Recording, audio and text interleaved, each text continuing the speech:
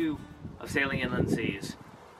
Since we saw you guys last, we've taken the boat out on sea trials, and in this vlog I'd like to discuss what we learned in those. I will do a link down below to the blog in which I discuss this. These videos are basically going to be amendments to the blogs that I write, because it's far easier for me to write blogs than to get content for these videos.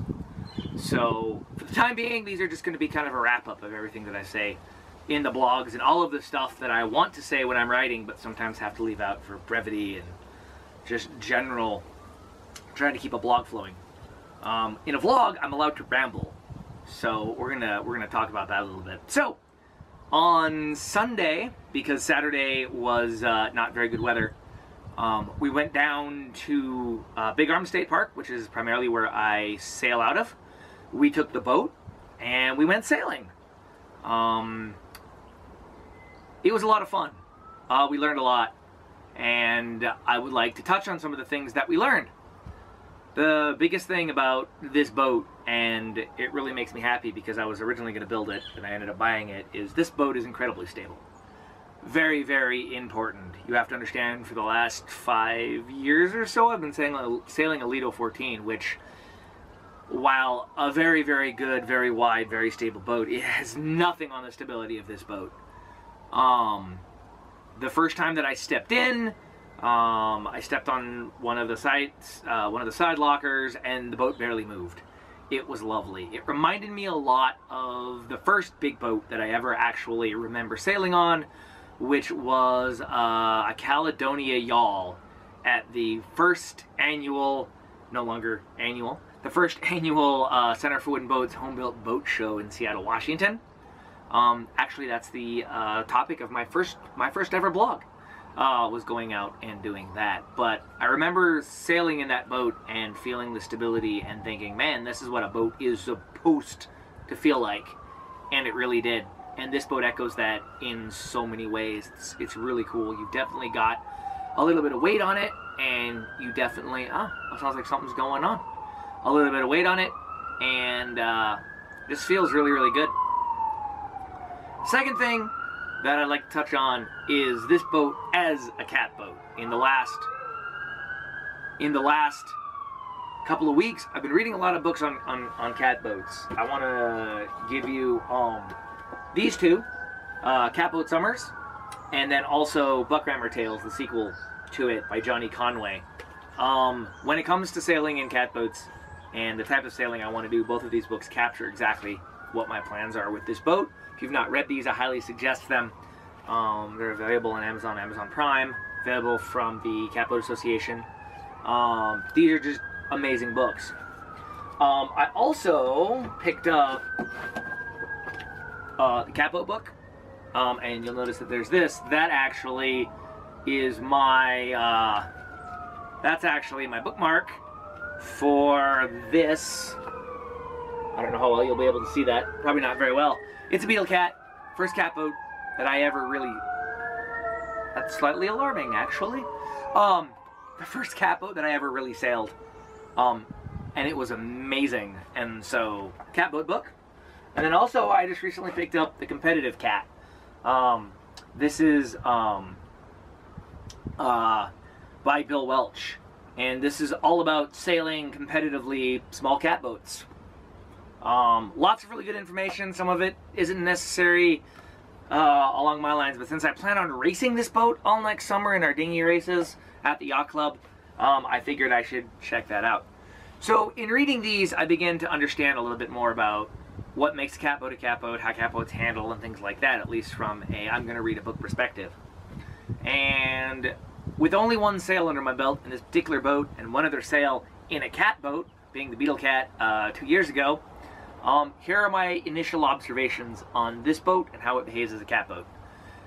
It is, to a point, not really obvious to me, but I think that the designer of this particular boat could have paid a little bit more attention to the things that make a cat rig work and that make a cat boat work if he was going to make a cat boat. And that is pretty much a few minor things that I think I'm going to touch on briefly. One, we're going to start at the back and move forward. I guess we're going to start aft and move forward, I guess. One is the rudder. This has the standard narrow, long kick-up rudder that is pretty much universal in this designer. And it's very, very different from the actual rudder that catboats use. Catboats use what's called a barn door rudder. It's very big, it's very shallow, and it's very long. The reason for that is this barn door rudder, one, eliminates the need for a kick-up rudder because it's as it only goes down to the skeg on the boat, so it's just a continuation of that. And secondly, it provides a greater leverage for the mast so far forward. And in a few brief experiments I did with kicking up the rudder and playing with that way, this boat I think would benefit greatly from a loss of about 9 inches from the bottom of the rudder and about 6 inches to the addition in the length of the rudder. My goal over the winter is I'm actually going to build a rudder and just play around with it and see if that helps. Moving from there, I'm going to touch on the boom. The boom on this boat is super lightweight. I ran into this problem with my first series boat, which is also a gaff rig, my Super Teal. That is super light boom. Super light boom on this. The weight of the boom is generally designed to assist with sail twist and keep that sail from skying, which is something I ran into, which necessitates a vang. Catboats don't have vangs. One of the reasons is there's a gigantic heavy boom at the bottom of the sail. So also, probably next spring, we're probably going to cut a new boom for this that is going to be about 3 times the weight, hopefully roughly the same dimensions, just so that we don't have that issue. Moving up the rig, one of the big things also is going to be how the halyards are attached. I think that a single purchase and then also a single point on the gaff is probably not the best way to do it. I've added a gaff bridle to spread that weight out. And then also I will be going to double purchase this spring because it makes handling this type of rig so much easier. If anything, a bridle and double purchase on the gaff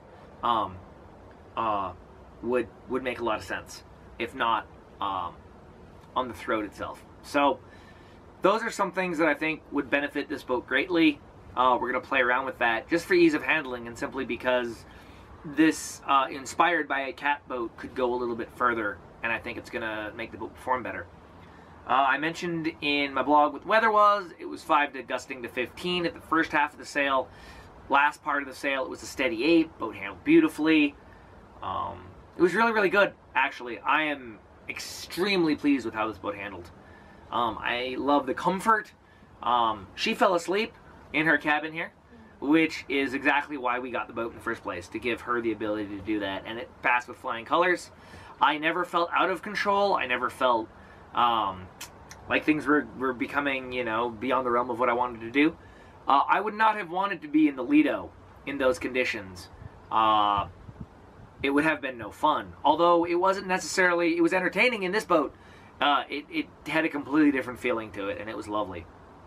So, where are we going from here? Well, I've got a whole bunch of projects that I need to do. Across the sailboat vlogging community, the rage right now is going electric. Everyone's going electric. Sailing Uma, going electric. Learning the lines, going electric. Abandoned Comfort, going electric. We're going electric too, but you already knew that. And that is because we've just thrown a small trolling motor on the back of this thing, ran the battery into the box, and that's our motor. It came with, as I mentioned, my first blog, a 3-horsepower Evinrude, which I'm still trying to sell if you need a 1954 Evinrude light wind long shaft motor. Send me a message. Shipping is going to be a bear unless you're in my area. Unfortunately, I am not one of those vlogs that'll say, shipping anywhere in the continental United States. No, that's not going to be a thing. But we're going electric. We had some issues with the motor mount. So the motor mount for the gas motor, it's designed because the attachments have rotating parts that allow you to not use as much depth in your mount. We unfortunately don't have that on the electric. So every time we'd use it, eventually it would fall off. And we lost it a couple of times, and that was no fun. So I have fixed it. Primarily, I just cut a piece of pallet lumber we had lying around, put some screws in it, added some glue, and threw some paint on it. And it'll probably be there for the next couple of years. Needless to say, our motor is much better attached now. So hopefully for our upcoming christening party, it's going to work better. We've replaced all of the halyards with the a 1/4 inch polyester that I wanted, much better than the original rope that came with the boat. I have a 300-foot spool of 1/4 inch polyester, and I used maybe a quarter of it in this project. Eventually, the plan is next spring to go double purchase on all of the lines and just make them more comfortable to use, to hold. I have a lot of wood putty that I need to put in all of the original screw holes that are all over the boat.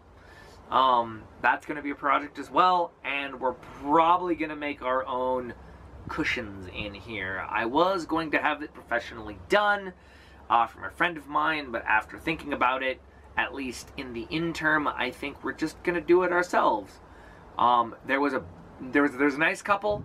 The site has to be found through the Wayback Archive, but I'll actually put a Wayback Archive link below to this, who cruised the Mississippi in a 14-foot Stevenson Projects boat, which is their version of a cat boat. It's 9 inches wider than this one, but a foot shorter. And they had some really good ideas on how to outfit a small sailboat cabin, some of which we hope to use. Water on one side, a cooler on the other, just some ideas for storage and things.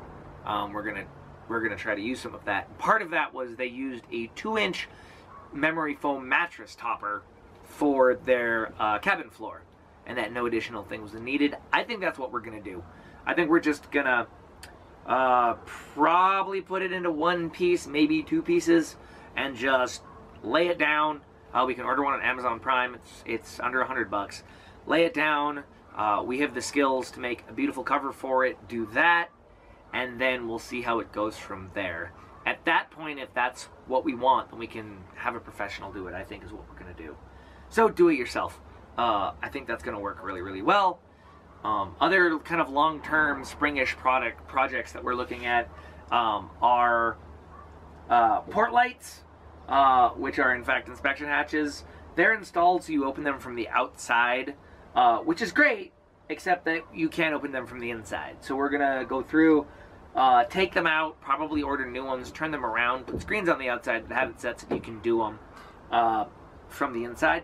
I'm also going to add 2 more forward here on the bulkheads. That's also something that I stole from the Rogue Paddler, which is the blog that I mentioned earlier, the Mississippi couple, so that you can talk through and also get some more light into this cabin. There are scads of other things I need to do. I need to add another set of pad eyes to my lines, probably add some more on this side. That's going to be a project. I want to strengthen this cabin roof somehow, some way, so that I can be more secure when I'm moving forward, because project is going to be probably an anchor pulpit up front, because I need to be able to anchor in flathead, and this boat isn't designed very well for anchoring, so that's going to be fun. I need to rewire the boat. I'm going to throw a proper electrical panel in here so I can control my lights separately, as well as have a way to charge my phones. Solar trickle charger for the front house battery, a better setup for the propulsion battery.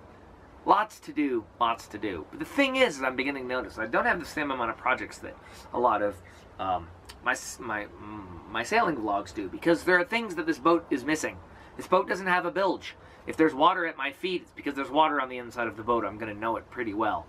I don't have fiberglass gel coat, so I have none of those issues. I don't have any teak that I need to replace. There's going to be a lot of varnishing, but we all have to do varnishing. Everything is it's some of the same issues, but it's all smaller and it's more compact, and it's faster. One of the reasons that we're just talking right now is my projects literally take me 5 minutes. And there isn't a lot of content in those projects.